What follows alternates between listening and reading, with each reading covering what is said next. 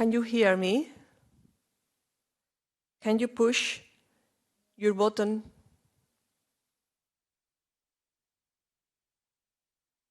To speak? Mr. Schοινάς, are you here? Can you hear me?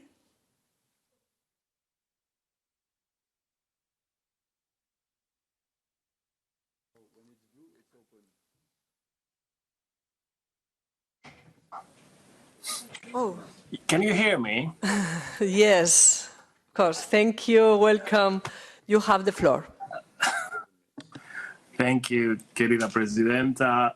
Thank you all. I promised that I followed instructions, so I did everything I had to do. I pushed all the right buttons from my side, and I'm delighted to be with you virtually. First of all, let me start by saying that I hope you are all keeping safe and healthy in these challenging times. The work of the European institutions in the last 2 weeks, I think, proved our resilience and the ability of the European Union to act in times of crisis, and the determination to keep our work on track, contrary to what certain doomsayers were predicting. So today's meeting at Libe, I think it's a prime example of this resilience of our institutions.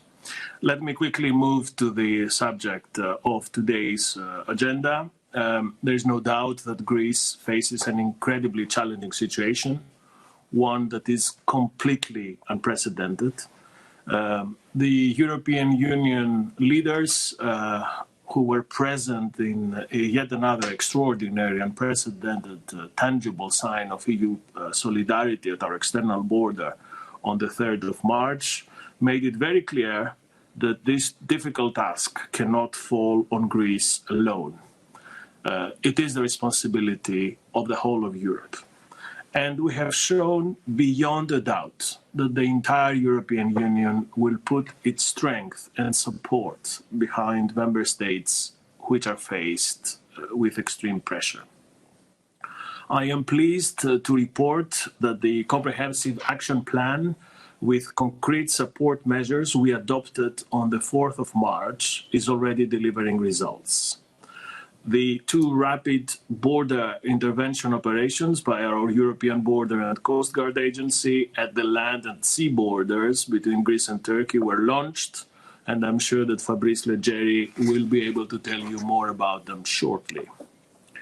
Following the activation by Greece of the civil protection mechanism, member states have offered more than 90,000 items of assistance to Greece, assistance that was particularly needed in these challenging moments. And finally, financial assistance of up to 700 million euros will be made available to Greece. 350 million immediately available. Last week we proposed the amended budget for the other 350 million on which your committee will be voting soon. I still remember in my previous capacity how quickly the European Parliament was able to pass an amending budget back in 2015 to triple at the time the amount of money and resources that we used back then to face with the first wave of the crisis. So with the support of Frontex as well as the IOM, a new voluntary return scheme will be launched as soon as possible that will support the Greek authorities to promote the voluntary return of up to 5,000 migrants who arrived before 1st of January and are currently present on the island. That is, this is yet another initiative that would help decongestionate the situation at the islands. And EASO will be deploying additional experts in support to the Greek Asylum Service, which you all know it's already overstressed. So I'm very happy that this immediate support from the European Union the day after this crisis at our external border occurred proved our resilience, our capacity to act fast. And I'm very happy also to report, and I think that the ministers will confirm in a while, that the situation at the border with Turkey now seems to have stabilized. I think, in a nutshell, what we did in the last 3-4 weeks proved very clearly that no one can blackmail, intimidate, or bully the European Union. When our system is tested, our unity prevails. Let me now come quickly to the contingency plan for Greece on COVID-19 related, which poses yet another challenging situation. I don't want to go into much detail in this because Commissioner Johansson, who will follow me, has been discussing this emergency contingency plan for Greece with Minister Mitarakis and others. So she will give you a more detailed account of this crisis program, as she will do with our initiative, actively supported by President von der Leyen, to relocate up to 1,600 unaccompanied minors from Greece. And I thank the member states that have already assumed a commitment to help us to that respect. I will not refrain from mentioning our broader work of EU response to coronavirus that has certain issues that relate to home, to internal affairs. You are all familiar with the measures that we took to restrict travel into the European Union for a month. I think that the situation compels us to renew these restrictions under prescribed guidance that we have offered this week, and we will continue to do so. And as regards the measures taken by practically all member states on our internal borders, we understand that these are exceptional situations that may justify these decisions, but we want this to be done orderly according to guidance that we have been preparing and discussing with our member states. And we also want to see a horizon of normalization and coming back to normal when the situation allows for it. So let me conclude, President, saying that whilst all this is happening, we cannot switch to doing only crisis management at the European level. Our work should not only be crisis management. Part of steering our union through this crisis is to ensure that we can still progress on all our strands of work and not let our system become destabilized. And during these challenging times, we will continue to work in parallel, not only on immediate, but also on medium and long-term actions. On the one hand, to support Greece in handling the extraordinary challenges it is confronted with, in full compliance with EU law, fundamental rights, human dignity, and on the other hand, continue our intensive work to advance on proposals for the new pact on migration and asylum, on which Commissioner Johansson and myself have a very clear and very strong mandate from our President and from the European Parliament. So I want to send this message of reassurance that our work continues unabated on the pact, and it is also clear that we will take into account in our work the exceptional circumstances that were unforeseen but now are in front of us concerning the COVID-19 pandemic. We will continue working towards sustainable solutions which take into account the different and varied challenges faced by our member states. Let me conclude, President, by thanking you for organizing this exchange today, as well as President López Aguilar, whom I saw virtually earlier. And I would to assure you and all the coordinators of the political groups with whom we have been in close contact during these weeks that we will continue to work together with you to face this unprecedented situation. Thank you, Mrs. President. Thank you, Commissioner. And now, Commissioner Johansson, are you here? Can you hear me? Please push your button to talk. Commissioner Johansson?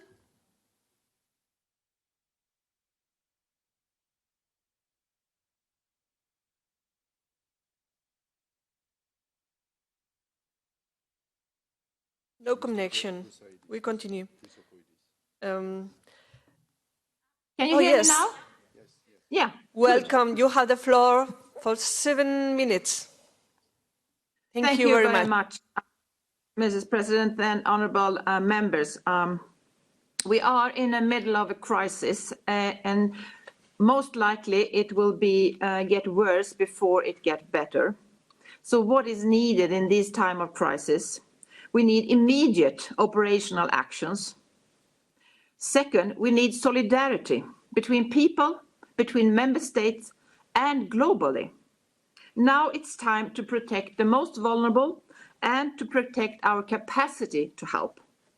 And third, in time of crisis, it's very important that we stick to our values and to respect fundamental rights.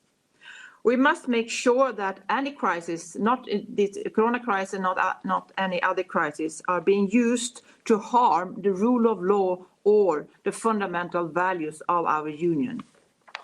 Refugee camps in countries of first asylum are severely ill-equipped to support a large number of persons who already live in precarious conditions, and the spreading of the virus in such context may result in a massive humanitarian crisis. This is a danger both for refugees hosted in third countries outside the EU and for those living in unbearable conditions on the Greek islands. We now know that in Greece we have had the first cases in a migrant camp outside Athens. There are 20 confirmed cases in this camp. I think that they can manage, but this is a well-managed camp and they have access to healthcare, but still it's a strong warning signal. There have also been 6 confirmed cases on Lesbos outside the migratory camps. What we need to do now is to take immediate actions to protect people. The Greek government and Greek authorities, of course, are responsible, but the EU Commission are providing massive support, and we must do that. And we also need the massive support of other member states. We are in more or less constant contact with the Greek government and the Greek authorities, and we have agreed upon an emergency response action plan. I will not go through the whole, but it contains, for example, that now we need to start relocating people out, the vulnerable people out of the camps into the hotel rooms that are prepared and are now empty, and to find these vulnerable people so that they will not get infected if or when the virus reach the camps. They have to be separated. We need to send now medical reply to each island, both for migrants and for the local people, of course, on the islands. We have already supported with a lot of medical equipment, and we will continue doing so. The new arrivals has to be separated from those that are already in the camps. We need to do much more testing and to have people that find positive into a quarantine. We need, of course, travel restrictions, and we need to have a lot of information to people how they should act. But we should also need to ease the pressure on these camps on the island. We are now working on this relocation of the unaccompanied minors. We have 8 member states that have committed themselves to take 1,600 unaccompanied minors. And I think that the first one will be relocated this week or to the latest next week, before Easter at least. And we are working in a very positive atmosphere with these member states that are actually showing concrete solidarity now when it's needed the most. I know that the Greek authorities has identified around 2,000 unaccompanied minors that have been age assessed and are ready to be relocated. We're also working on the voluntary returns to also ease the pressure on the islands, and this program is already running. And we are providing a lot of financial support. I will go through this for you. It's immediately we have available 350 million euros. This is the continuing of support to reception capacity in the mainland, rental of accommodation for 25,000 beds, cash assistance to 90,000 migrants provided by UNHCR. This is totally 190 million. support the increase of the reception capacity in the mainland, 31 camps, management and service provided by IOM, approximately 100 million. Continuation of targeted support to key protection activities for families and children, the provision of services in Karatepe site in Lesbos run by UNHCR, approximately 25 million. The support of the temporary accommodation scheme in hotels to get the vulnerable people relocated out of the camps, approximately 35 million. This money is already working and available. Then we would like to have the additional 350 million, and this should be used for 280 million will be made available for the construction of 5 new multi-purpose reception and identification centers on the Greek islands during this year to provide far more adequate up-to-standard accommodation. That's 220 million. The voluntary return and reintegration assistance will be 10 million euros. And then service to the new camps and emergency items, food, transportation, additional staff for medical teams, as well as increased support to Greek asylum service, 50 million euros. And then 50 million is proposed to be made available for ISF border and visa to cover the cost related to the deployment and operational cost of border guards and police officers at the external borders of Greece and Bulgaria, 50 million. Additional, and in an effort to step up capacities, the European Border and Coast Guard Agency Frontex will be reinforced by 10 million euros. And finally, 10 million to the European Asylum Support Office, EASO, for deployment of experts in Greece. So, what I would like to end with, what is equally important in these times, it's also that people must have the right to apply for asylum.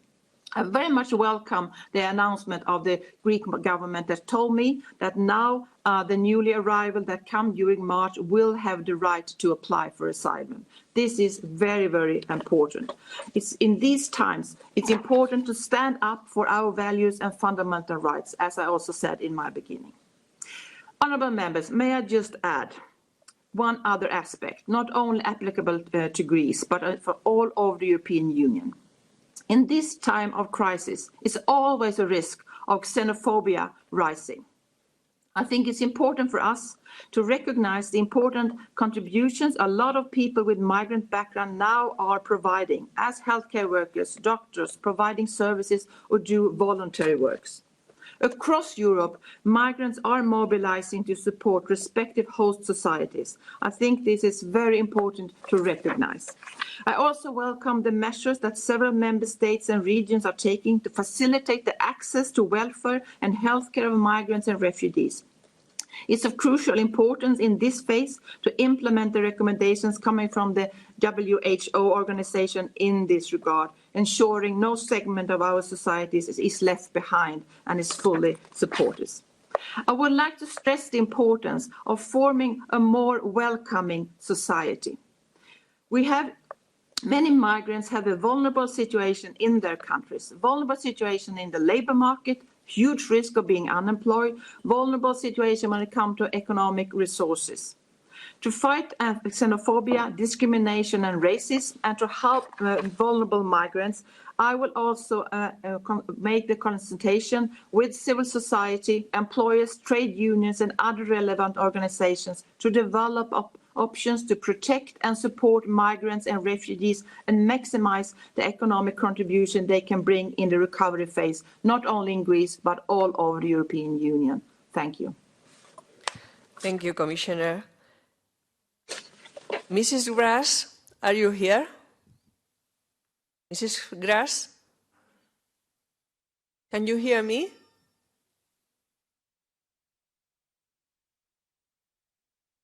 Push the button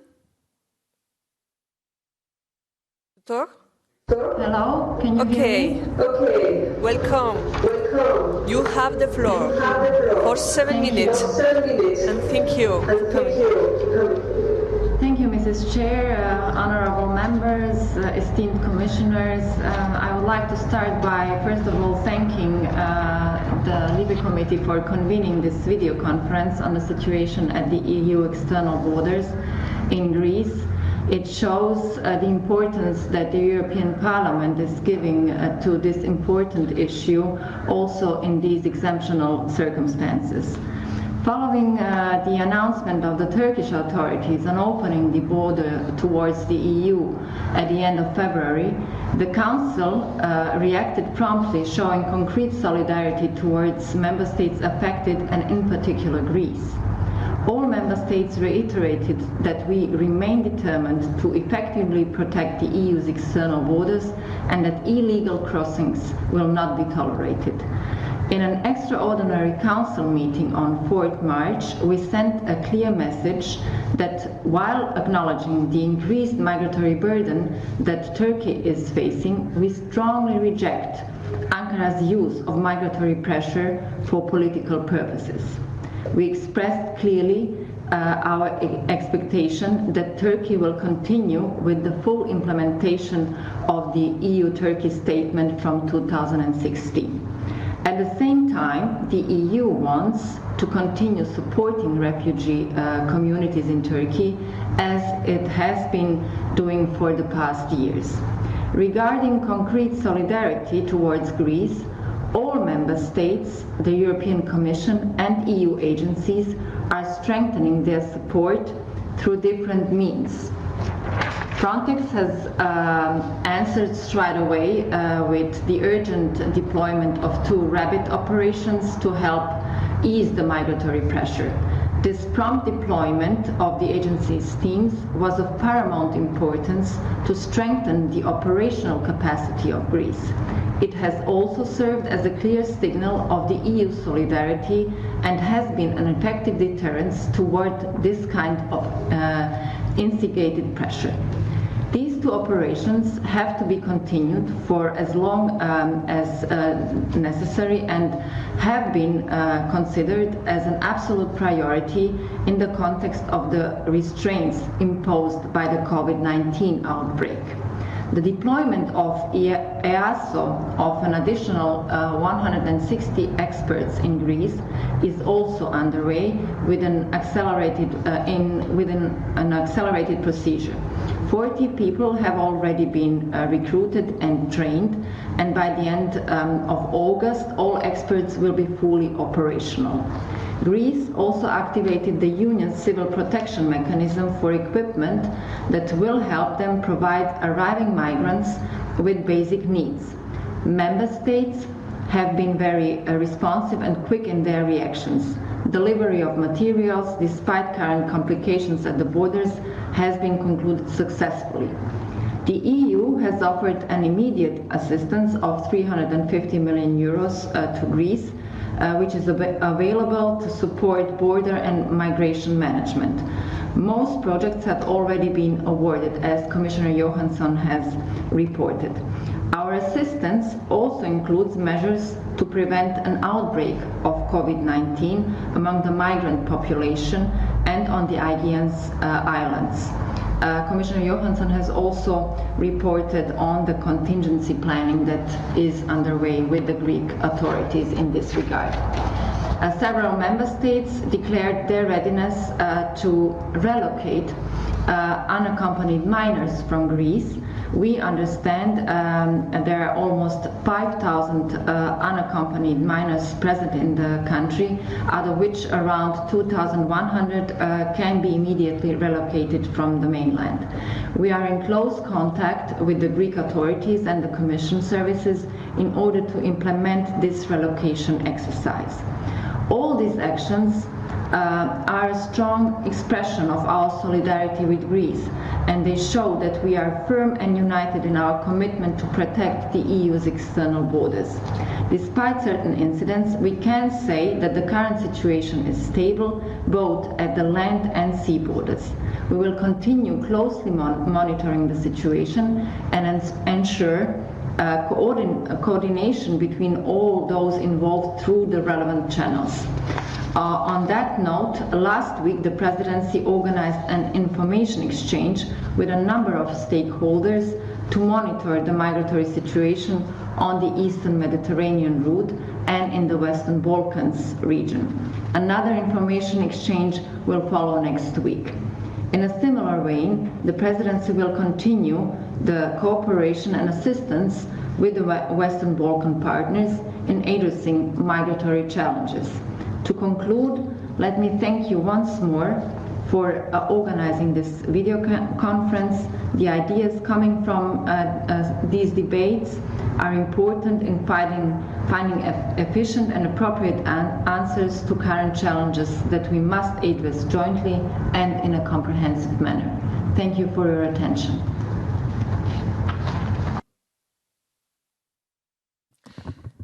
Thank you, Mrs. Grass. Mr. Χρυσοχοΐδης, can you hear me? Push the button, please. Okay, welcome. You have the floor. Welcome. You have 7 minutes.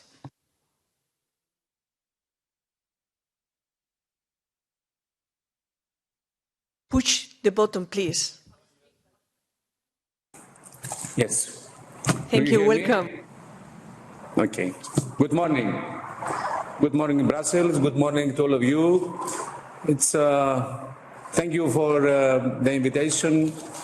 It's my second time during last 6 months in Libe. And first of all, allow me to express my satisfaction for being here with you and the opportunity given to present my country's position on this very important issue. It goes without saying that Greece, as an external member state of European Union, faces a lot of challenges regarding the managing of its external borders, which are at the same time external border of European Union.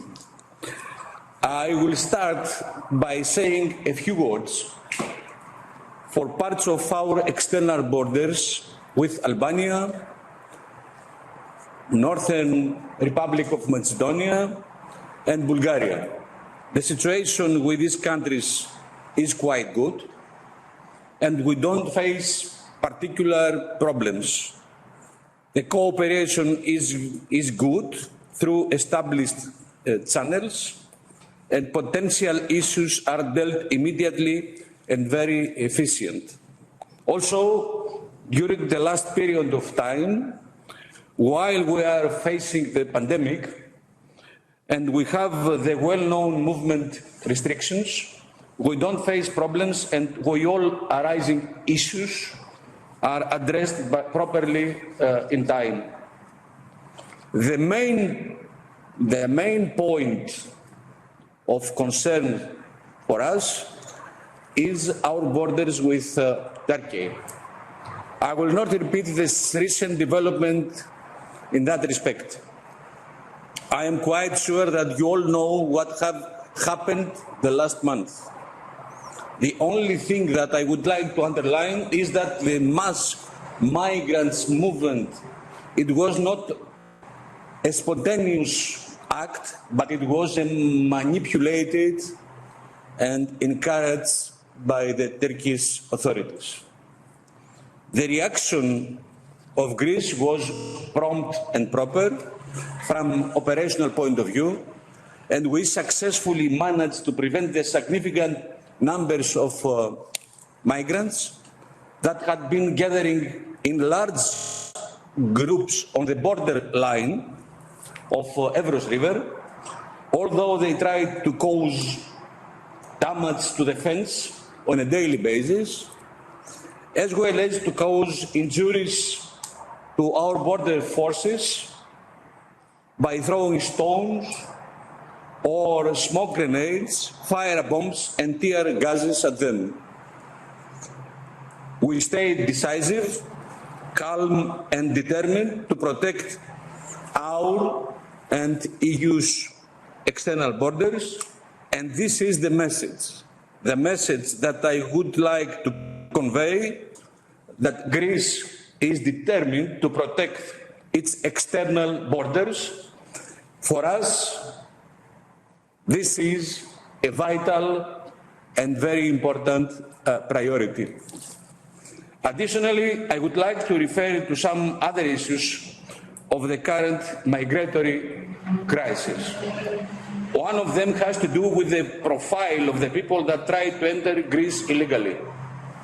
Contrary to what was said, the vast majority of them, almost 70%, were Afghans, people from Afghanistan, from Pakistan, young men, and certainly not coming from the fronts of the war, from Idlib in Syria, as it widely spread by the Turkish side.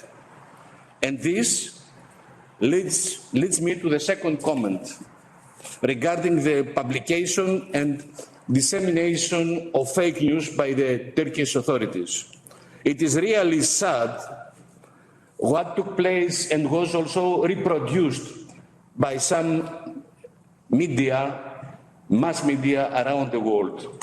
I would like to emphasize that although we were brutally attacked, our forces acted professionally, in full respect of human rights, national, European and international law, and unfortunately that was not the case for our neighbors. Another issue that I would like to mention has to do with the spirit of solidarity. It was demonstrated during the crisis we faced. The prompt reaction of Frontex and the immediate deployment of the rapid operation and the precious operational support of many member states were really remarkable, and we would like to express our deep appreciation and thanks.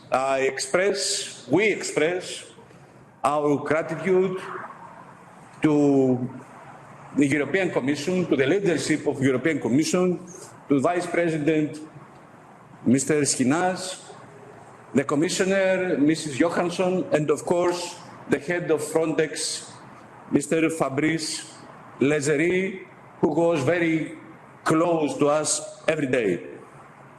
Similar to what happened at Evros region, we also faced at our sea borders with Turkey.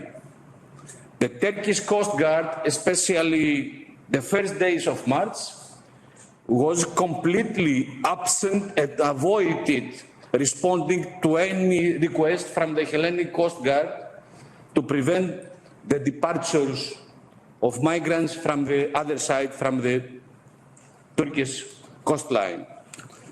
By concluding, please allow me to refer to the pandemic we are currently facing. Maybe this is the first time in our era, in our generation, that we all together, all member states, are confronting with a common enemy. An enemy which is strong, cannot be predicted, and the most important, it's invisible. We have to stand all together to support each other, and especially those member states that are suffering most. We have to demonstrate solidarity, our European solidarity, and when the crisis will be over, to come out stronger, wiser, and reaffirming our common European values. Thank you. Thank you, Minister Χρυσοχοΐδης. Thank you very much. We continue with Minister Mitaráki. Can you hear me? Please push the button.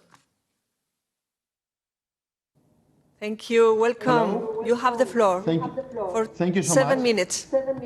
Thank you so much. Alongside the health crisis, we're also facing a migration crisis with substantial increase in arrivals since last July. Michael Χρυσοχοΐδης gave you more details on these issues. I would like also to express our sincere gratitude for all the support that the European Union provided.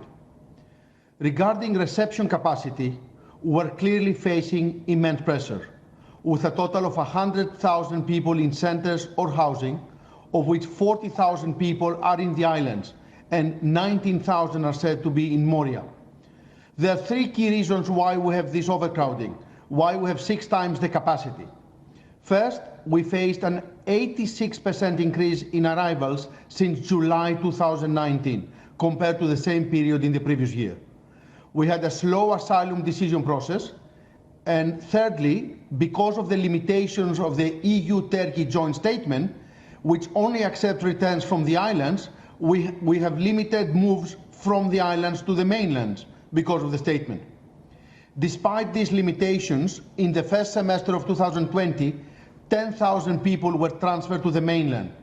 We're working very closely with the Commission, with Ίλβα and Μαργαρίτης, to increase the figure in the second semester, including the enhanced voluntary return program for 5,000 people recently announced jointly between Commissioner Gióχανσον and us.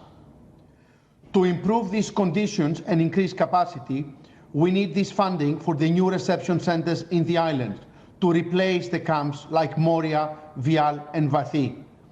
We cannot change the situation in Moria overnight, but we can make major changes by year-end at the latest.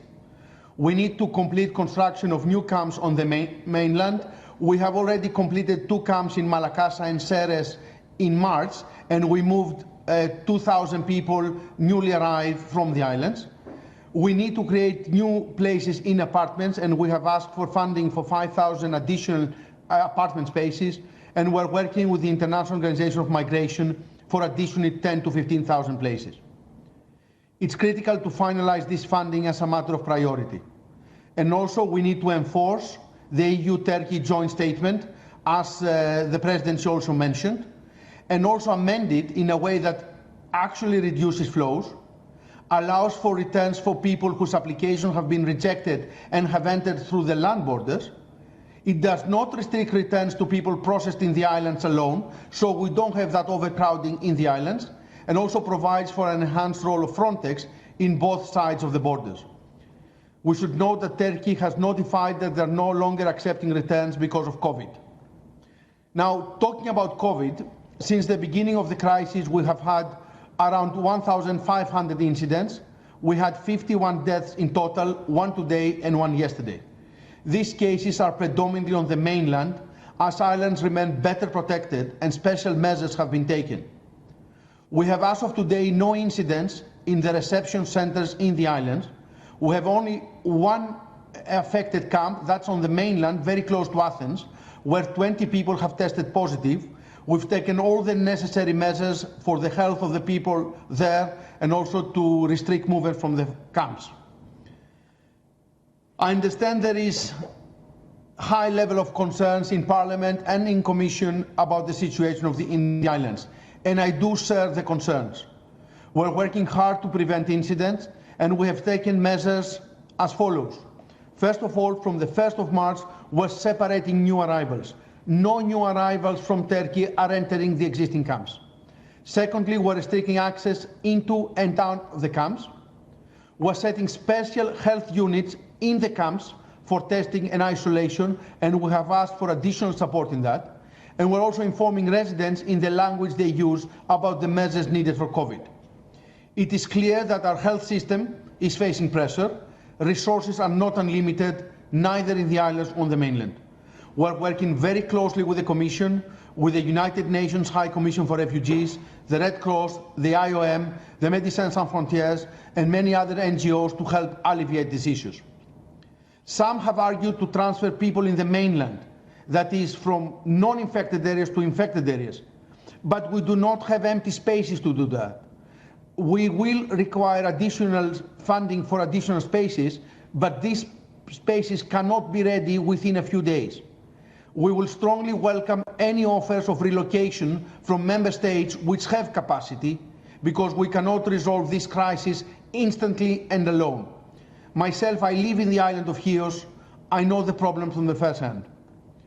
On the issue of asylum, we're increasing our operational efficiency. We are improving our legal framework so we can issue quality decisions with full respect to our international obligation, but at a shorter time frame, which is important so we don't keep people in the reception camps for a long period, and we're getting very good support from EASO. We had to freeze application in March, given the extraordinary situation in our borders. We appreciate concern raised also by Ίλβα, and we took the appropriate measure given the extraordinary circumstances. We had the legal base for that decision. We had to protect our national security, public order, and public health. This freeze is no longer applicable. From the 1st of April, we've gone back to the normal procedures. During this dual crisis, I would like to close with this important part. Unaccompanied minors continue to be among the most vulnerable populations. We're working on an emergency response plan to transfer all unaccompanied minors from the islands to the mainland, initially to transit shelters, to facilitate the identification of those eligible for relocation and the accommodation of the rest in age-appropriate shelters. As per the unaccompanied minors that cross the borders in March, they are being transferred to shelters in the mainland. I would like to thank the Commission, especially Commissioner Ίλβα Γιόχανσον and Member States for the relocation initiative for unaccompanied minors, especially those Member States that are willing to do the relocation during these very difficult days of the COVID crisis. And also, my alternate minister and former member of the European Parliament, George Koumoutsakos, is coordinating a special conference for enhancing the protection of unaccompanied minors, working with the Commission and international organizations. Thank you.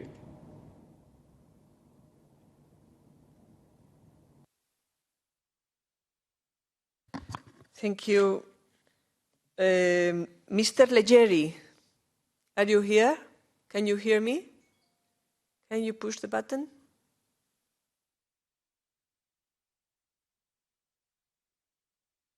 Mr. Leggeri?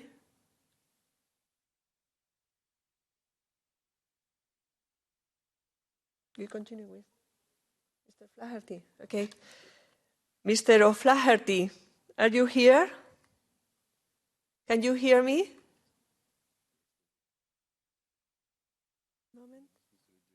Leggeri? Leggeri again? Mr. Leggeri, can you hear me? Can you speak, please? Push the button. Please. No?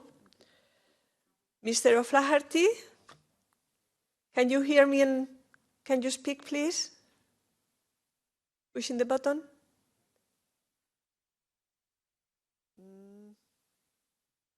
No? So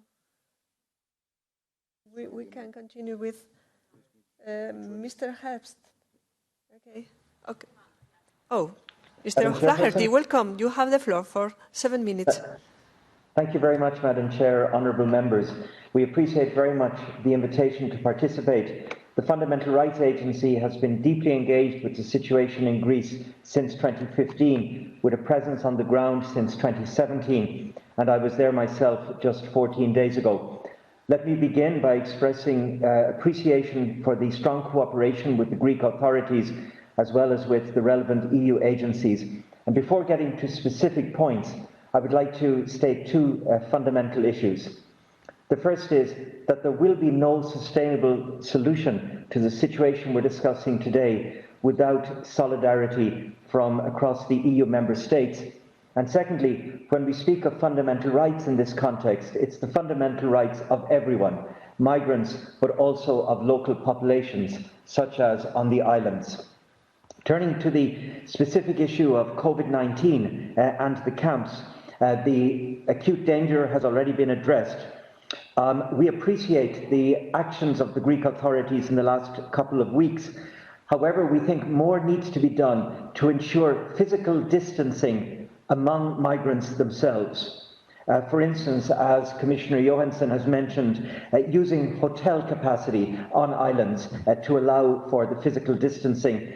We would also wish to see more disinfection capacity put in place within the camps.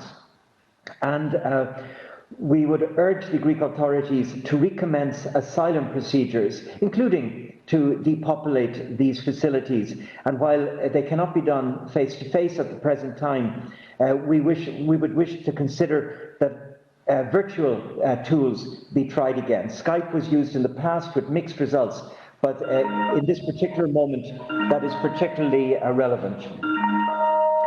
More generally, speaking to issues of the delay in asylum procedures, these raise issues of deadlines, including for family reunification, and we would encourage other member states to consider extending deadlines in the exceptional circumstances. Moving on to the more general issues of the overcrowded hotspots, we greatly welcome the recent initiatives for the relocation of unaccompanied children, and the Fundamental Rights Agency will continue to support these efforts. We issued a practice note last week to support member states in receiving such children, and we will issue a major report on the matter, identifying good practice across the EU in the coming weeks. The one key message I would make to member states on this issue today is to avoid selecting children on the basis of criteria that serve no social purpose. Criteria such as nationality, the date of arrival in Europe, or the age group of the children. Moving now to the specific issue of arrivals during March, we very much welcome the decision to not continue the suspension of asylum procedures, but we are concerned regarding the fate of those who arrived during the month of March. We would recommend that the Greek authorities rescind retrospectively the order regarding the removal of asylum procedures during March, and to give timely access to procedures now to that cohort of people. And while their asylum applications are considered, we would encourage that they be housed in dignified reception facilities. We would also express concern regarding the imposition of criminal penalties on some of these people, because within the cohort, some may qualify for international protection, and if they have criminal penalties imposed on them, that would raise issues of international law. And finally, we would urge the authorities in Greece to take every step to ensure that there is no unlawful return of any of those who arrived during March, unlawful return which might raise the risk of refoulement. And let me conclude, Madam Chair, by again expressing appreciation for the cooperation with our sister EU agencies, and we're very pleased to be able to work closely with Frontex to put in place its fundamental rights monitoring capacity, which will play such an obviously important role in these present circumstances. Thank you. Thank you, Mr. Flaherty. Now, Mr. Leggeri, can you hear me? Mr. Leggeri? Can you talk? Pushing the button?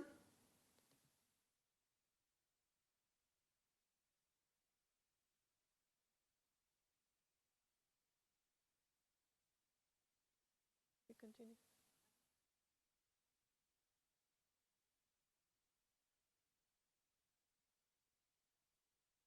Mr. Leggeri, can you hear me, please?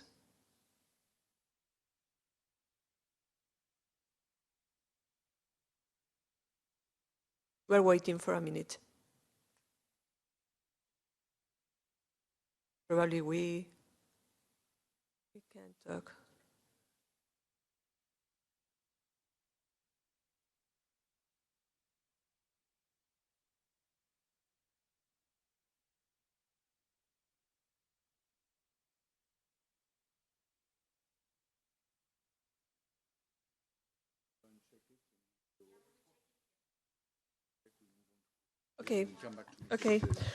Okay.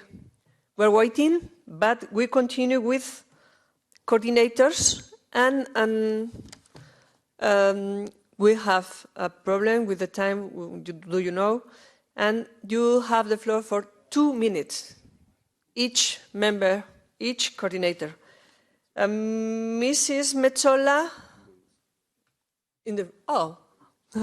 Thank you. Thank you, Welcome. Madam Chair. You have the floor. Thank you to our distinguished panel for meeting with us today to update us with all that is happening with the work and the countries you are dealing with. I think this is very important to deal particularly with the Greek-Turkish border situation. It is symptomatic of the entire debate, but I think it is safe for us to say that it is time for cool heads and de-escalation and serious discussions.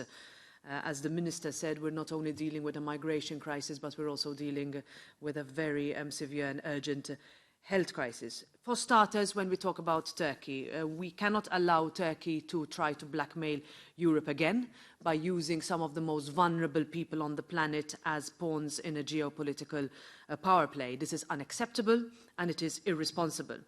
Now, at the same time, we have heard from the Greek ministers, to which I thank them very much, that there is a lot of help being given to Greece, that there is solidarity being shown. I think in such a volatile time, it is essential that when countries on the front line are dealing with such urgent matters, that they find the help they need in a Europe that is united and can show solidarity.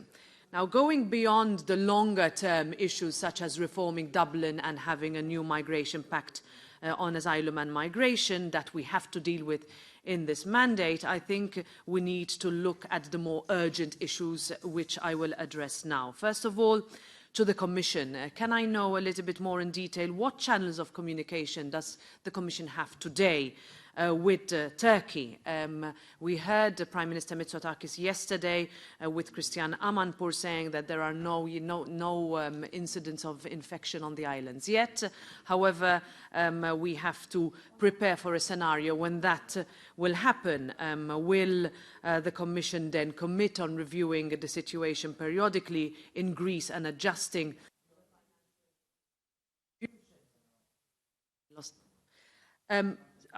I hope this last question came through. Regarding the pledges, as Commissioner Johansson mentioned, to relocate unaccompanied minors, can we have a little bit more details as to the timing? Is the health crisis, is the pandemic preventing or delaying the relocation of such minors? It is good to see pledges, but when and how will the relocations start to take place? And finally, we have seen in a letter that Commissioners Johansson and Vice President Schina sent to us about the 350 million euros pledged to manage the recent arrivals from Turkey. Can we know a little bit more whether healthcare facilities are being aided with this money, or will Greece be left to foot this bill alone? And finally, when we talk about such assistance, I would also look forward to listening to what Frontex will say. I would like to know whether the pandemic has meant that there is less personnel on the ground to help. It is one thing allocating money, but we also have seen that there is the need for additional personnel on the ground. Can we get a picture of how that is playing out at the moment in reality? Thanks. Thank you. Mrs. Sippel from the S&D, are you here? Can you hear me? Can you talk? Push the button. Can you talk? Thank you very much. Yes, you have 2 minutes. Thank you. You have 2 minutes. Okay, thank you. I think, first of all, thanks to all the speakers that we heard so far. And I think many of them mentioned the need of solidarity. And I think with all the understanding in the health crisis of isolated decisions in member states, we do see by now that no member state can manage the challenges all alone. This is true for migration, for economy, for health. So real solidarity is needed. But to be honest, I don't see that from the side of all of our member states. Therefore, I would precisely ask the Vice President of the Commission, Commissioner Schinas, how are you using precisely your political powers as Vice President of the Commission to push Member States to realize that we only can deal and manage these challenges and other challenges as well all together? How will you get them back to solidarity and working together? Commissioner Johansson talked about the different steps that we try to organize now in these difficult times when it comes to evacuating the camps. And I think this needs to be done rapidly to avoid an outbreak of corona on the islands. So could you or maybe the Greek ministers tell us where we are in organizing rooms and places in hotels? How many places do we have? And how many member states so far are taking part in the relocation of unaccompanied minors? And might those member states also be ready to take on board families and work on family reunification? I also would like to ask a question also maybe to Mrs. Johansson, but also to the Greek ministers. What is meant by the camps that now will be organized? And it's good to organize new camps, but I understand they are multi-purpose reception and identification centers. And I would like to know how they will be organized. Will they be open or closed camps? For how many people will they be organized? And do we have not only the money, but also the staff available in front to organize them? I think that's most important. And to make the best use of our time, I will stop here. Thanks again for everybody. Thank you. Mrs. Sindveld from Renew Europe, are you here? Can you hear me? Can you talk? Pushing the button. Mrs. Sindveld? Okay. You have the floor for 2 minutes. I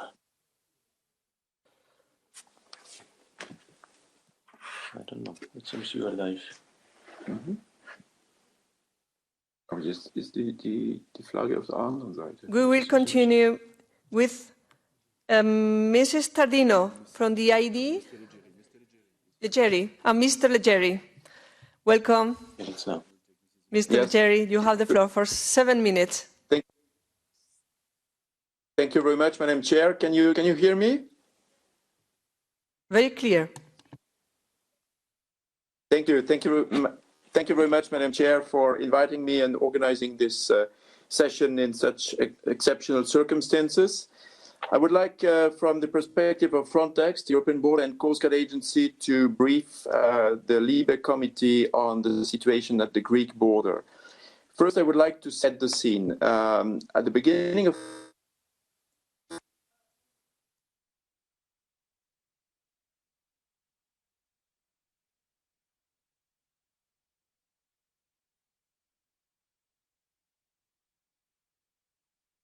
Bon. Mrs. Sindveld, can you hear me? I can hear you. Can you hear me? Okay, excellent. Thank you. Good morning, everybody. This is indeed, we're a bit handicapped. I have a number of questions. First of all, to Commissioner Johansson, and we have discussed this before, about the evacuation or relocation of people who are currently stuck on the islands. We keep hearing different names of countries and different numbers of pledges. Can we please get a final list? Which countries have pledged to relocate people and how many? And which country is starting already next week? I think it is really important also to convince other countries to come on board. Secondly, what does the European Commission do about countries other than Greece, which have suspended the right to asylum, which are only basically registering people who are the new arrivals? Then the new arrivals since the 1st of March in Greece, I understand that they are being registered only by the police and Frontex, and they are kept under substandard conditions. I would like to get a little more explanation about that, because even if the right to asylum was suspended, rightfully or not, I think the kind of treatment people are getting upon registration by the police and Frontex, so not the dedicated services, I think that is very, very worrisome. And finally, to Mr. Leggeri, who's going to speak after this, so maybe he can include this in his intervention. First of all, I would like to know, will you fully investigate and report on all allegations of disproportionate violence and pushbacks? We are very worried about the incident, for example, with the Danish Frontex officers refusing to carry out orders to push people back, and I think we deserve a full report. And secondly, we hear rumors that member states are considering to pull out their dispatched officers who are now in Frontex operations, for example, on the border of Greece, because of COVID-19. Can you confirm or reassure us that that is not the case? Because if member states start pulling out their Frontex staff, then we have a big problem. Thank you. Thank you, Mrs. Infeld. Mr. Leggeri, can you hear me? Mr. Leggeri, can you talk? Pushing the button?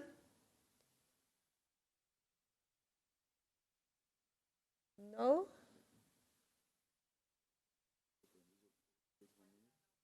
Oh, okay. We are waiting for a minute. No? We continue with Mrs. Tarino from the ID. Can you hear me, Mrs. Tarino?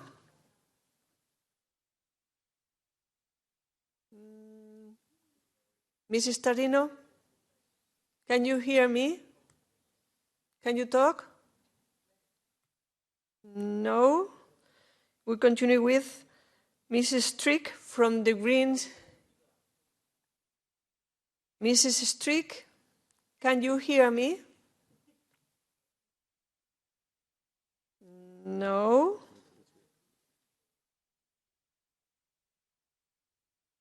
Push to... Oh, yes. You have the floor for 2 minutes.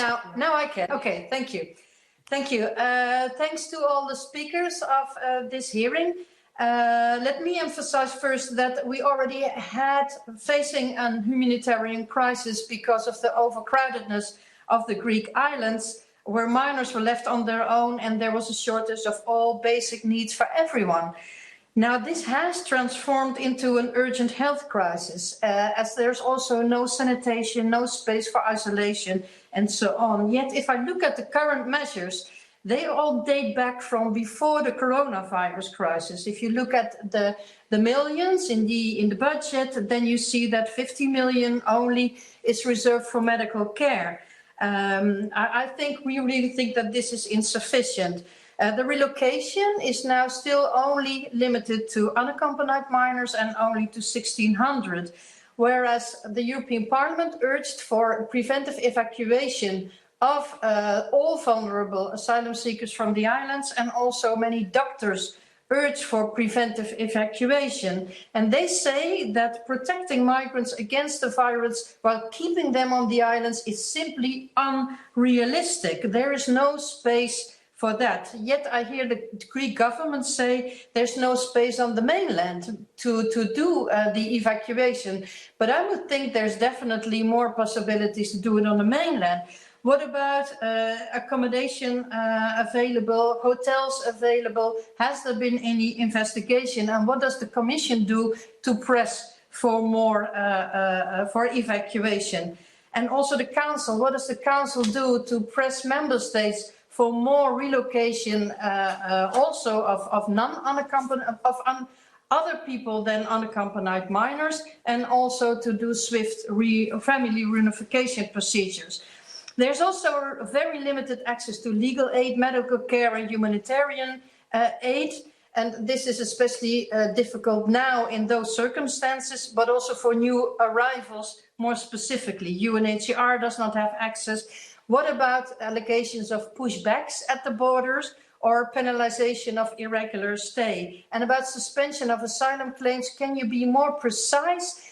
If asylum requests are now proceeded again, we also heard that the asylum services has been suspended. So please, more concrete information. Has there been any no deportation? I would urge for no deportation and also no detention anymore, whereas the Turkish government does not admit any returns. Thank you very much. Thank you, Mrs. Strick. Mr. Leggeri, can you hear me? No. We continue with Mrs. Tardino from the ID. Mrs. Tardino, can you hear me?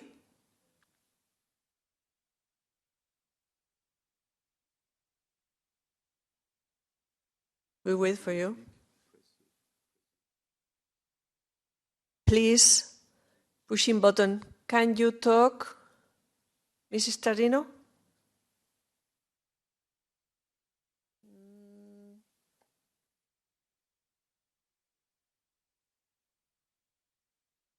Yes. Wait for 1 minute. Push the button, Mrs. Tardino. Oh. Oh, no. Again, please push the button. Again, Mrs. Tardino. Okay, you have the floor. Oh, please. Again. Twice. Once. Yes.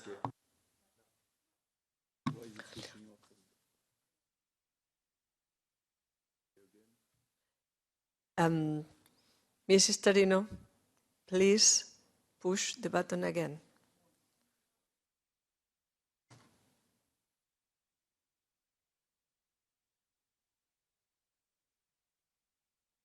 Okay. Oh. Une fois et attendre. Okay. Push once and wait. Pulse y espere. Please push the button once and then wait.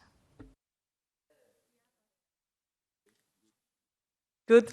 You have the floor? No. Okay.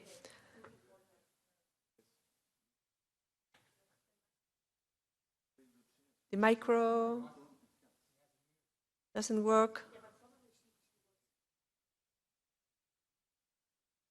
Oh. Doesn't work.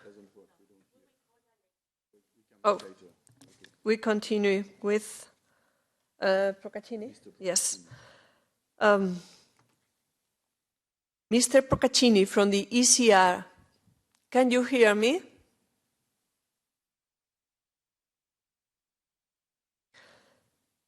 Mr. Procaccini from the ECR. Okay, you have the floor. Pushing the button. Oh, the audio doesn't work. No.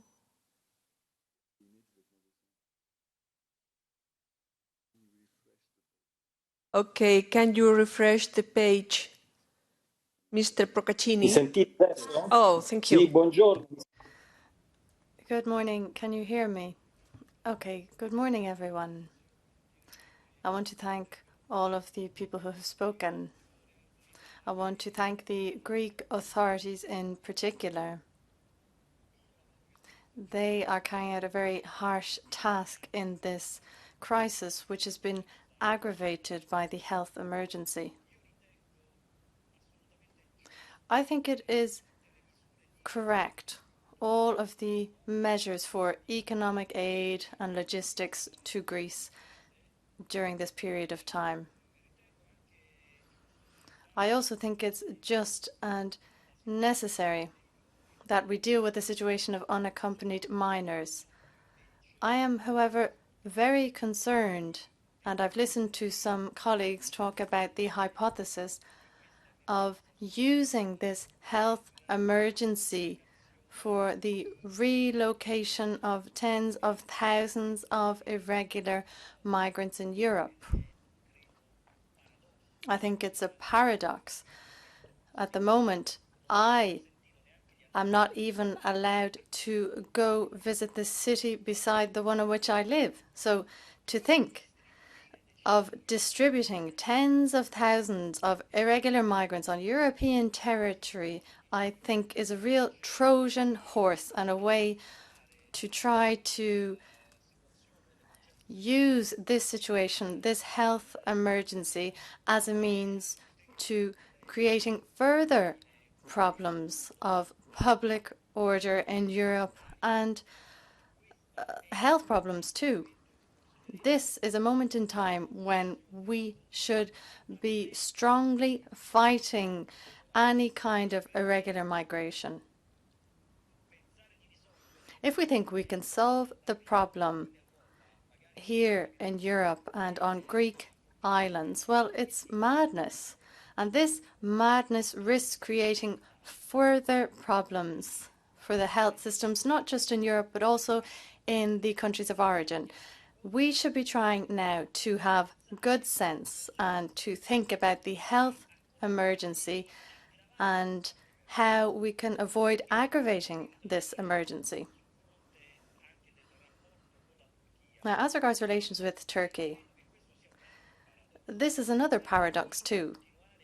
If we think that we can continue to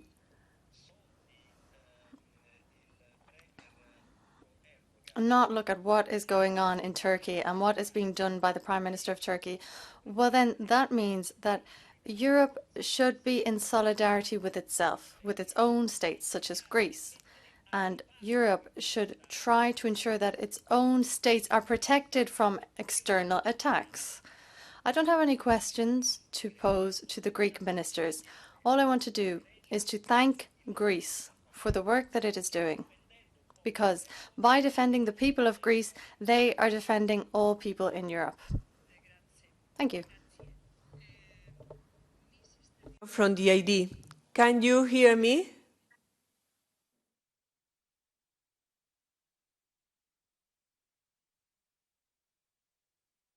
Can you talk pushing the button? No. We will continue with Mrs. Ernst from the UA. Mrs. Ernst, are you here?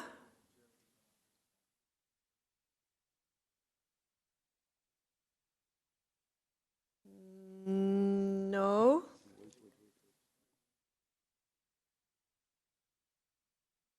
We wait for a minute. Mrs. Ernst, can you connect with her?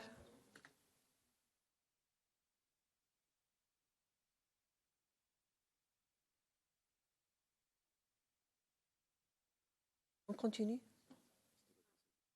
avec le reste. Ah oui.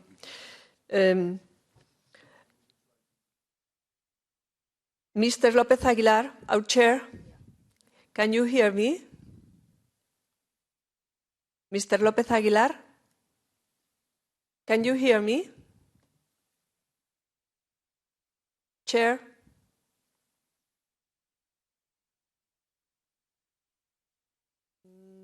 No? We wait. Okay. Oh.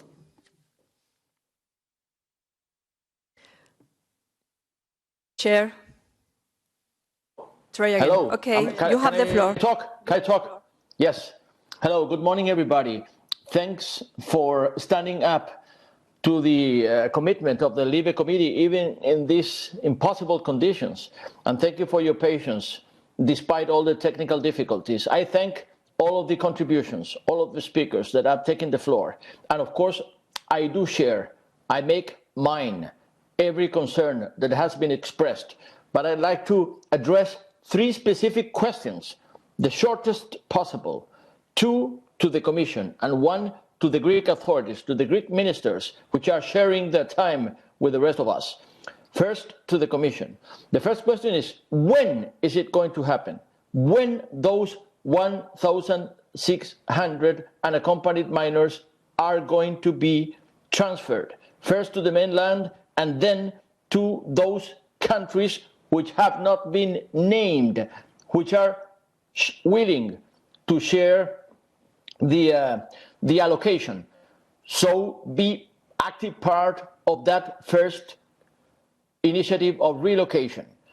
The second question goes as to the Commission to make sure that those 350 million euros that have been described in their specific allocations are going to be filling their very purpose. How are you going to make sure? Because we have heard and we have received letters and we have heard testimonies that some of the initiatives that have been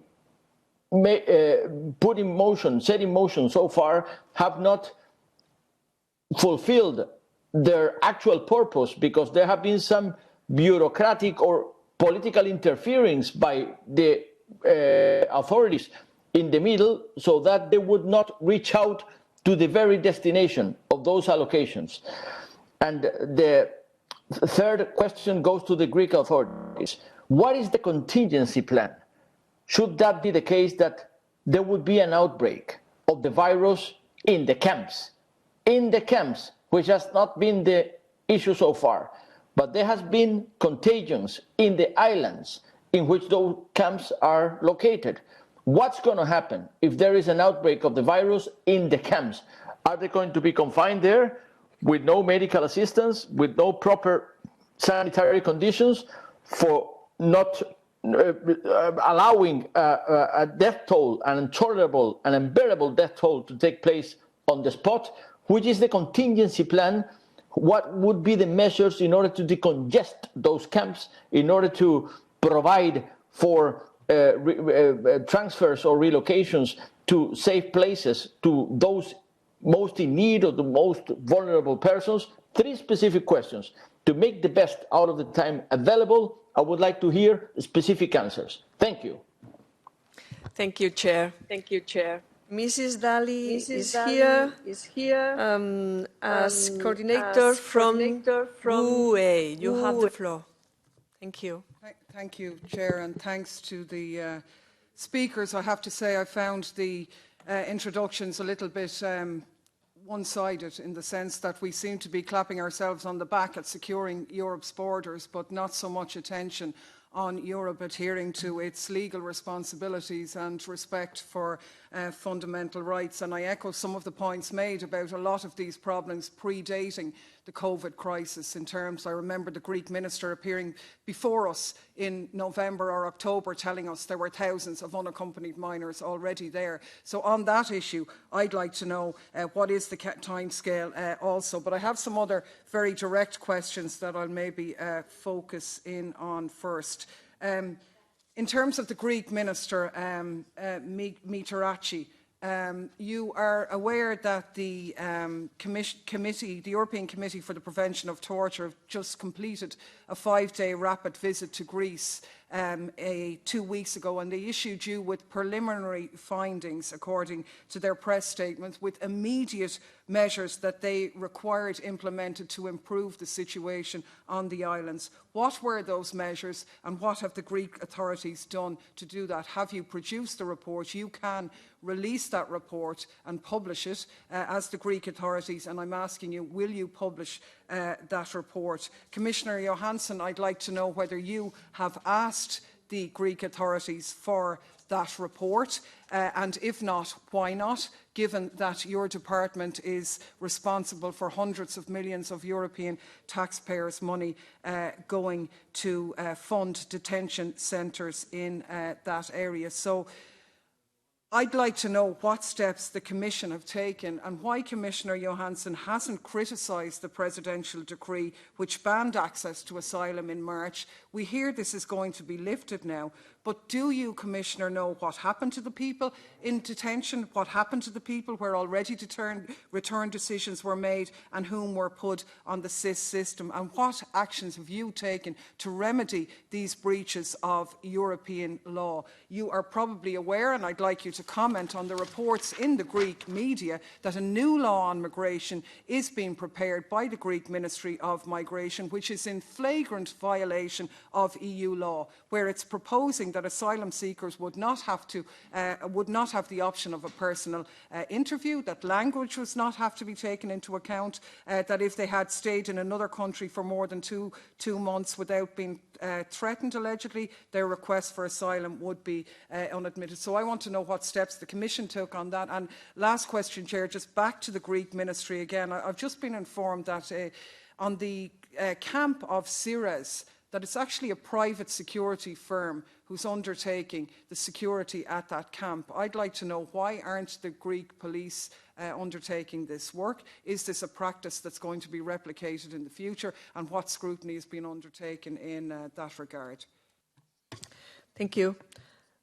Okay, Mr. Hermst, as Vice Chair of the Budget Committee, can you hear me? Mr. Herbst, please, can you hear? Oh, yes. Can you hear me? Yes. Ah, great. Of course. Wonderful. Just let me say a few words on behalf of the Budget Committee. We know perfectly well that it's really important to stand ready to support Greece right now. Let me just refer to the draft amending budget that was proposed a few days ago, which is by far the most important issue for us concerning the situation in Greece right now. I can assure you that we in the Budget Committee aim to process this proposal as speedily as currently possible. You all know that it's quite difficult these days, and I cannot tell you what the time schedule for the next few days will be, but we are really devoted to be as speedily as possible. We also depend on the Council as well. Please bear in mind that, the other arm of the budget authority, and maybe we need to raise some awareness there as well. But let me just refer, since Commissioner Johansson already told you what this additional 350 million euro will be spent for. We also have to bear in mind that the overall level of funding, this is what we see right now, of the current multi-annual financial framework was simply set too low, and that the national envelope for Greece concerning this matter was too low. And we must learn from our mistakes, as also that we are not sufficiently flexible to adapt new challenges and new circumstances right now. And we have to bear this in mind concerning the multi-annual financial framework discussion that we'll have in the next few weeks. And we need to strive for a more ambitious multi-annual financial framework. And I think the agencies, especially Frontex, will agree. We need to have an ambitious MFF in order to prevent such situations for the future. Thank you. We will continue with Mrs. Tarino. Can you hear me?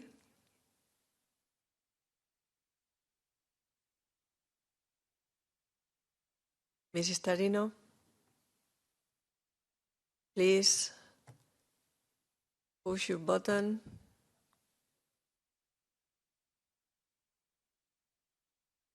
We wait for a minute. Okay, we can't. Yes. No.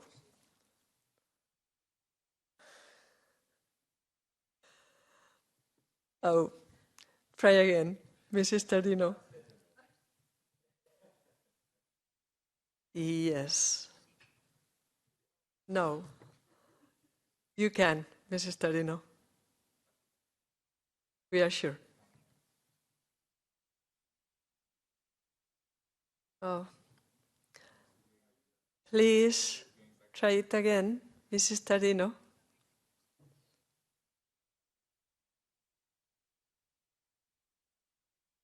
Please. Okay. Oh.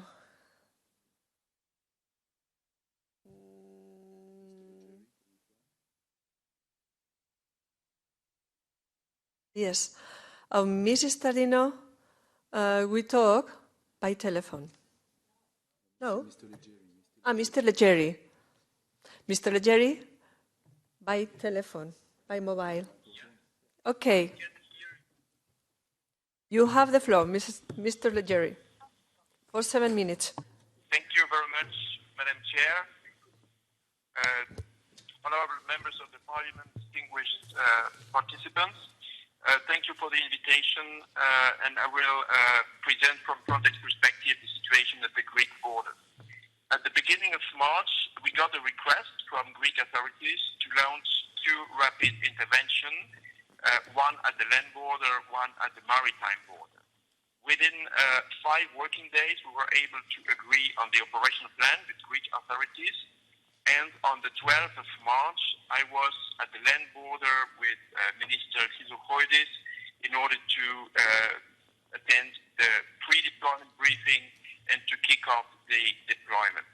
I also would like to say that there was a very strong solidarity that was expressed by the management board of Frontex. All member states make together a statement and encouraged the rapid intervention to be deployed swiftly. Now, what is our analysis of the situation on the ground? On the ground, we are closely monitoring the situation at the Greek-Turkish external border, and we could immediately see that the statements made by Turkish political authorities, Turkish president, that the borders were open to the European Union, sparked violent attempts to cross illegally the border.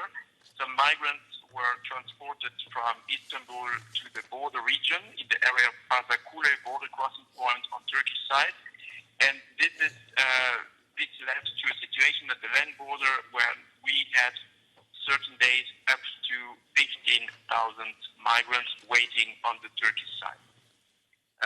Now, what we can see is that the situation shows that the European Union has to have its own capacities to properly manage the external borders.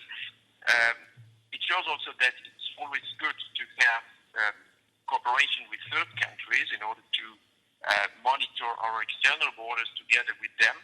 But when we over-rely on neighboring countries, we might get into trouble. Here, I would like to say that the Greek authorities made very strong decisions and that there was no vulnerability, and they were very swift in requesting the rapid border intervention, and there was so no vulnerability, and we were able, together with the Greek authorities and together with all the member states, to reinforce the management of our external borders and to make it clear that we wanted to keep order at the external border and not allow violent attempts to cross it. So therefore, the rule of law was also upheld. I also would like to say that our analysis of the situation is that now on the Turkish side of the borders, there were mostly nationalities like Afghans, Pakistanis, Iraqis, Bangladeshis. So there were not so many Syrians, and many of the migrants raised some concerns about COVID-19, and that's why Turkish authorities decided to move them back to the inland, to the region of Istanbul. But what we understand is that the volatile situation may repeat again in a couple of times. In total, since the 1st of March, there was an amount of close illegally the land borders, and 2,200 that crossed illegally the maritime borders. So in a nutshell, we can say that the borders were under control. What was the operational response in the context of COVID-19? More than 100 additional officers were deployed at the land borders, and more than 100 additional Coast Guard officers were deployed at the maritime operation. In total, we have right now up to 600 border guards or Coast Guard officers deployed by Frontex in Greece. In total, at EU level, we have close to 800 officers deployed. So you can see that 75% of the border guards deployed are now in Greece, because this is a priority, and this was clearly the message I sent to all contributing member states, that Greece is the priority. Now, we activated, of course, the business continuity plan in the agency. So far, the plan is that we prioritize Greece while maintaining Themis and Indalo, respectively, in Italy and Spain, as well as our operation in Albania and in Bulgaria. We downscaled some of them, but nevertheless, we are able to provide the border guard. We are now considering rotation of staff, maybe in 1 month from now, with our own air transport capacities. We also agreed on mutual recognition of the quarantine arrangement between the participating member states and the host member states. So step by step, we are able to ensure a sustainable presence on the ground, first of all in Greece, but also in other places where needed. I would like to say that in the area of return, we also keep some capacities in Greece, although since the 5th of March, there was no readmission operations anymore. In the context of COVID-19, Turkish authorities suspended the readmissions from the Greek islands to Turkish territory. We are working closely with Greek authorities and the European Commission, as this was also announced by Commissioner Johansson, on a return plan, so forced return and voluntary return. And there is a first wave of 1,700 returnees that should be prepared for return, and Frontex on its side has the capacity with return specialists in order to support Greece with the identification procedures. We also have forced return escort and counselors ready.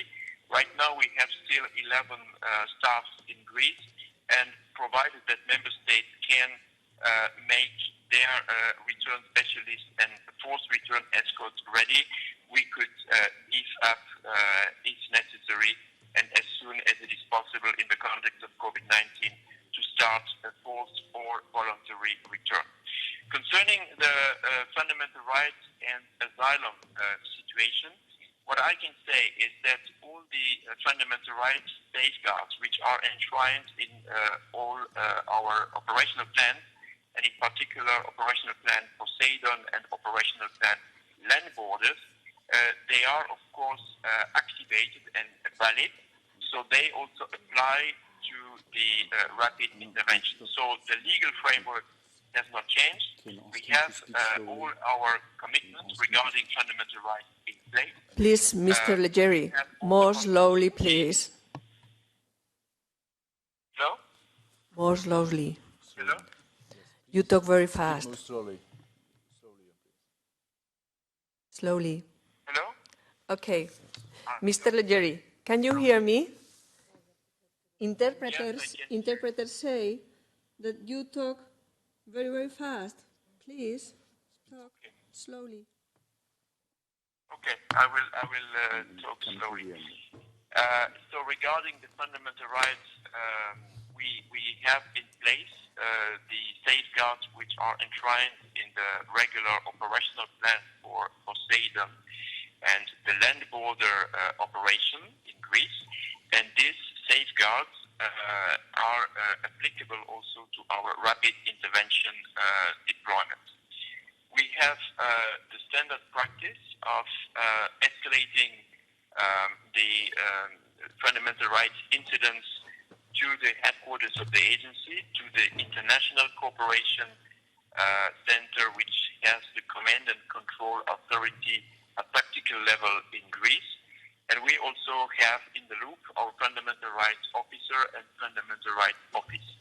There was a question about an incident involving a Danish vessel that was given instructions by Greek authorities that were not in line with the practice of non-refoulement, and this was explained to the local authorities.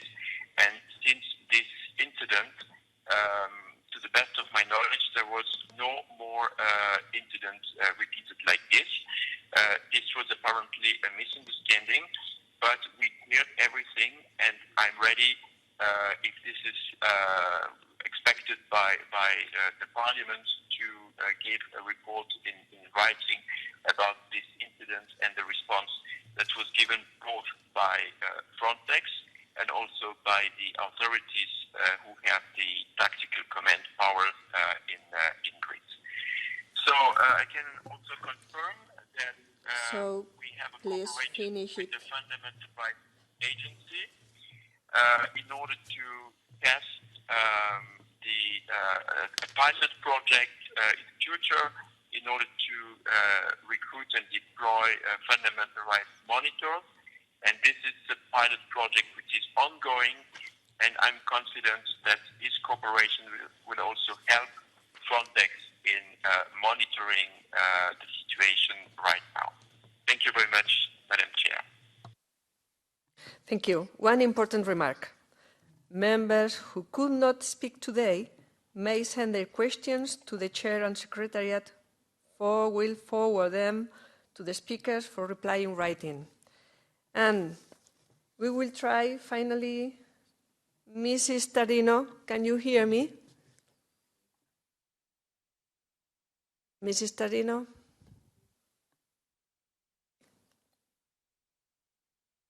Can you try?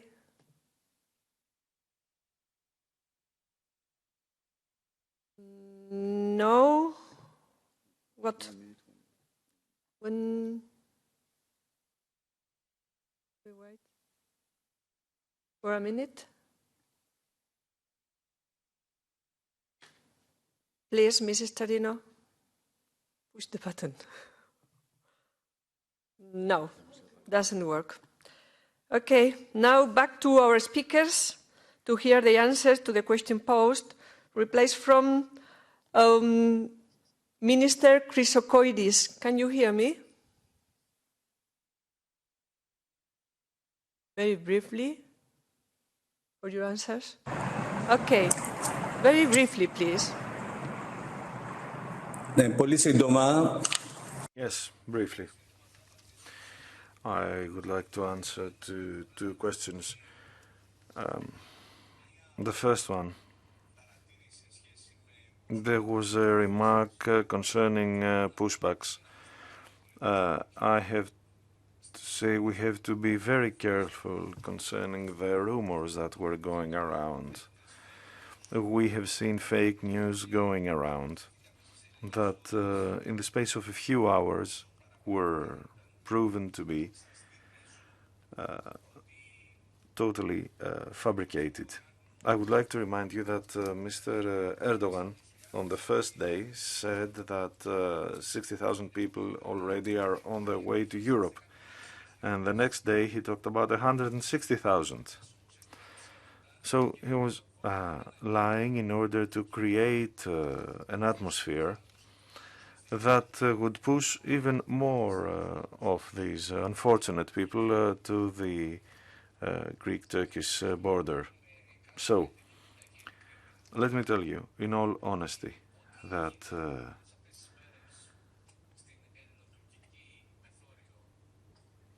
what happened during those days on the Greek-Turkish border was under the eyes of tens, if not hundreds, of media representatives from all over the world. There were more than 50 press agencies and TV stations present. And when there are thousands of people there recording, you cannot hide anything. And we're not hiding anything. Everything was done in daylight under full publicity, and mainly at the time when the Greek forces were under attack and their life was in danger, they reacted calmly and professionally. So we have the same line. We are on the side of the European civilization, of the EU asylum law. We agree in respecting human rights, and we apply all of these international treaties every day concerning human rights. So I would like to reassure you on that on behalf of the Greek government, and we will continue to do that despite the huge pressure that all of you have recognized that Greece is under. The second point I would like to make has to do with Frontex. I would like you to know that gradually some forces are going to leave, especially, first of all, the ones that came with bilateral agreements, and I would like to thank them once again. The security and hygiene measures that are being taken for the personnel of Frontex as well as the Greek forces are very strict, so there is no danger. And we are going to keep applying those measures, because the main thing right now is to keep Greece and the EU standing. The police are playing a crucial role, especially concerning the epidemic as well.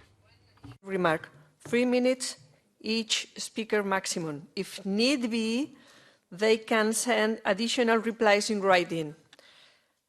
Okay. Mr. Schoinas, are you here?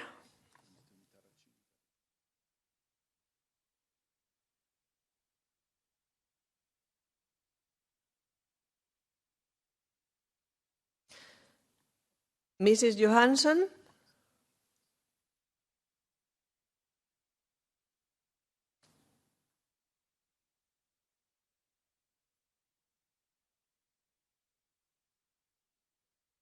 Mr. O'Flaherty? Can you hear me? No? Yes? 3 minutes maximum. Thank you. Thank you very much, Madam Chair. I'll be very brief since no question was put particularly to me. But in reaction to the comments of Ms. Daly, I would like to stress the importance of ensuring in law in any member state the importance of individuated asylum procedures. We must maintain individuated asylum procedure to be compliant with EU and international law. Secondly, I'd like to again come back to a dimension of the situation that didn't receive so much attention this morning, and that is the particular situation of the 2,000 or so people who arrived during the month of March. It may well be the case that few of these people are entitled to international protection, but again, procedures must be put in place and must be more clearly visible so that these issues can be determined on the basis of, as I said, individual determination procedures. And thirdly and finally, Madam Chair, I would like to stress the acute risk within the camps on the islands from COVID-19. It's difficult to overstate the extent of the risk. We're all familiar with what makes us vulnerable, what are the risk factors. And within these camp facilities, these risk factors are exacerbated to a degree that's difficult to imagine. And so this is a matter of high urgency in terms of imaginative, immediate responses, including, as has been mentioned, the use of tourist and other hotel facilities. Thank you, Madam. Thank you. Minister Mitarakis, can you hear me? Okay, you have the floor. Thank you so much. so much. I will start by responding to the chairman about contingency plans. Yes, we have a contingency plan for the camps in case we have an outbreak, isolating people in special quarantine areas, setting up additional quarantine areas in the vicinity of the camps where the need arises. You mentioned the need to move people in safe places. To be honest, sir, I'm not sure what is a safe place. I mean, Ricciona was deemed a safe place, and we were planning some moves from Moria to Ricciona, and now we have an outbreak in Ricciona, and which was a much well-managed camp run by the International Organization of Migration that has all the sanitary facilities with no problems like Moria, and we have the outbreak there. We do not have the capacity for mass evacuations. We do not have spare rooms in the mainland. Going through an unlimited number of hotels, it's something we're happy to work with. But we need to talk about the funding for these additional 40,000 beds, for how long, and whether we can find them. Notwithstanding the issue of the EU-Turkey joint statement, which we need to know whether it is the position that this needs to be amended to allow for movements of people outside the islands and still to be eligible for returns, because from these 42,000 people, maybe less than half are entitled to international protection. The rest should be returned, of course, following due process. But if we move out of the joint statement, that will not be the case unless the EU and Turkey negotiate a new joint statement. On the case of people that arrived in March, we have had an issue which was raised by the Council of Europe, and I did take I paid particular attention to the remarks they made. To be honest, we did not have standby capacity in the islands, expecting coronavirus and expecting the outbreak of Turkey. So we did not have, in the first few days, the facilities that you would want to have. And it took us 2 weeks. We spent 8 million, and we have applied for funding for that, to create 2 temporary camps in Malakasa and Ceres. We moved people there. We had the International Red Cross on site to ensure that these people are taken care of all their medical needs. We're doing an absolutely best to respond to a crisis, to a double crisis that has evolved, and we're working very closely with the Commission and the AGOs to achieve that. 2 final points. One on the multi-purpose centers. What we want to do is we want to have the registration, the asylum offices there. We want to have safe zones for families, for unaccompanied minors, so they're not part of what we call a general population, and that's why we call them multi-purpose centers. There will be centers where people that are not restricted by the directives will be allowed, of course, to enter and exit. We will have house rules, and I think it's important for these camps to have house rules which are fully in line with international treaties and the directives. A final point about asylum. We are exploring to restart the asylum process by using technology like Skype or other platforms, but I need to tell you that we had a backlog of 125,000 approximately applications. This is more than the arrivals of 2019 and 2020, so we were really much behind. And we have had 19,000 cases where the interview has been completed, but there is no decision. So we're taking full advantage of this time where we have no access for the public at the asylum services to issue the decisions for the interviews already undertaken. Thank you. Thank you. Commissioner Schoonas, can you hear me? Commissioner Schoonas?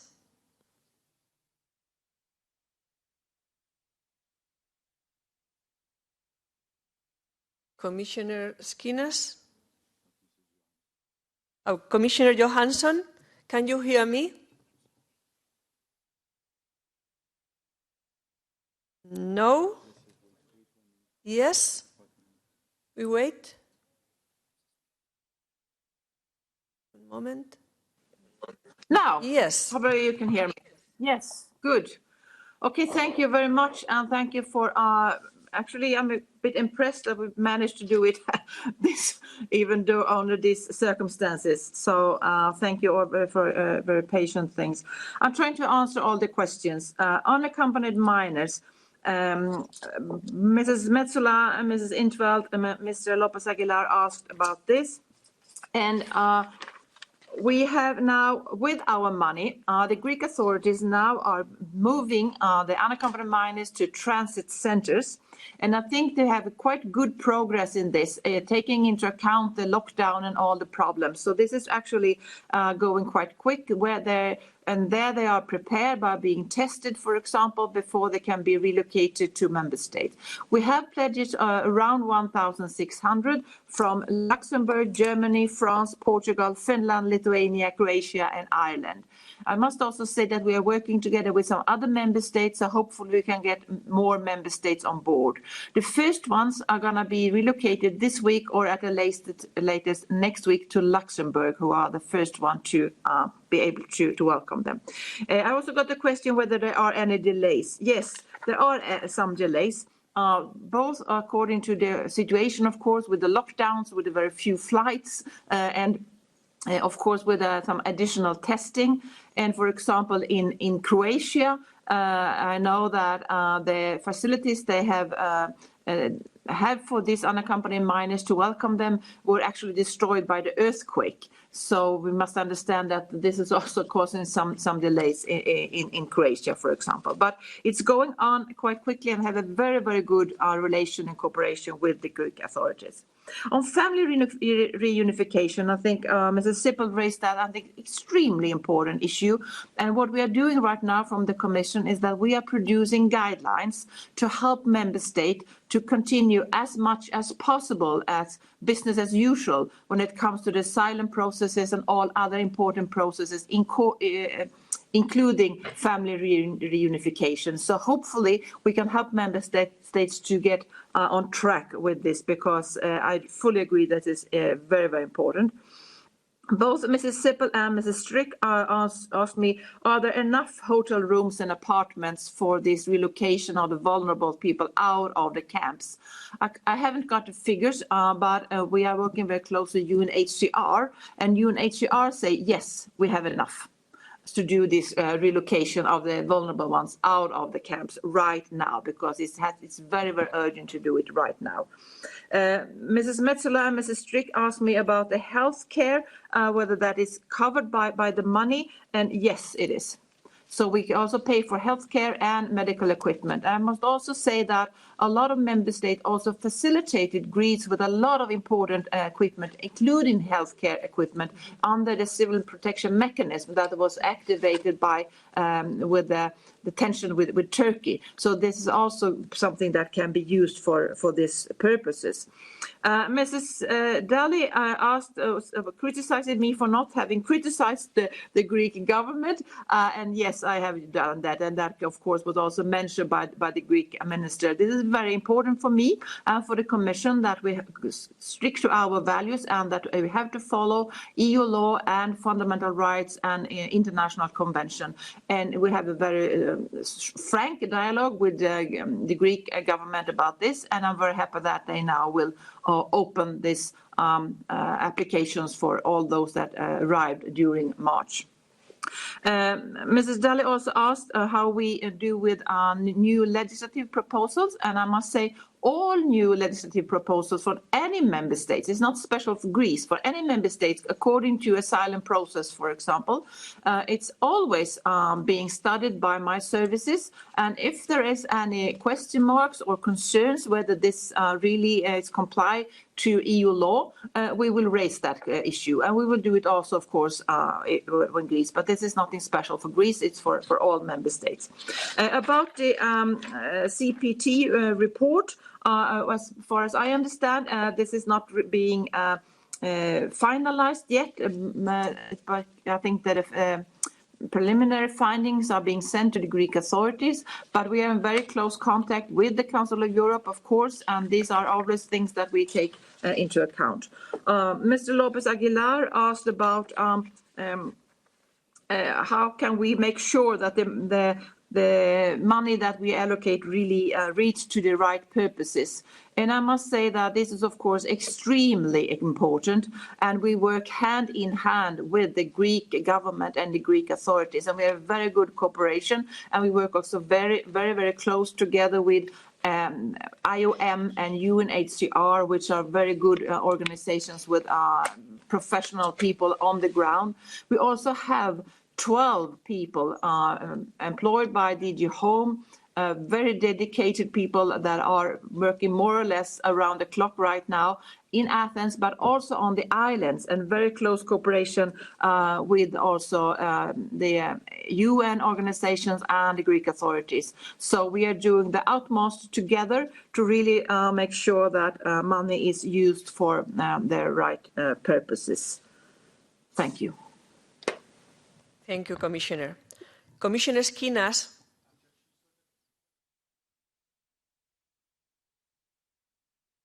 Schoonas, no? Okay. Mr. O'Flaherty.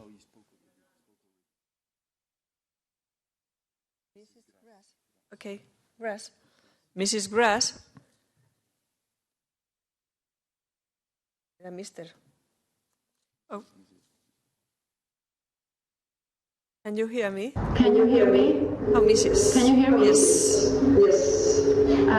Yes, I just wanted to go back to the question raised by Mrs. Strick to the presidency on the relocation of unaccompanied minors from Greece, what we are doing to increase the number of member states. And on this question, I wanted to remind that we were having a first discussion on the need to relocate the minors from Greece to member states at the extraordinary council meeting held on 4th March, and we had another opportunity to discuss it on the regular Home Affairs Council, which was held on the 13th of March.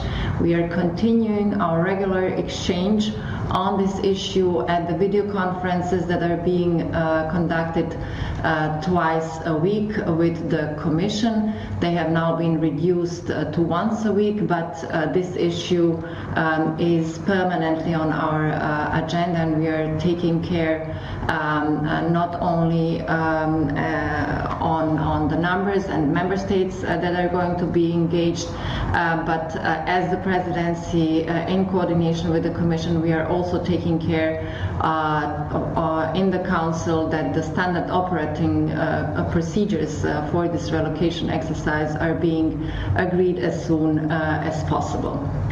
So I hope that this answers the question of Madam Strick. If there is anything of additional information that she might need to be provided by the presidency, we are ready to give them in writing. Thank you very much.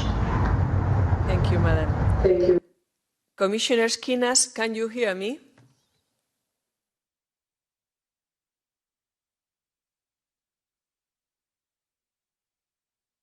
No.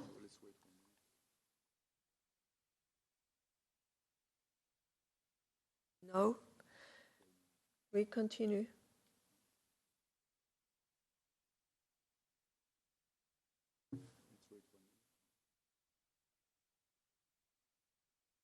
Commissioner Schoonas?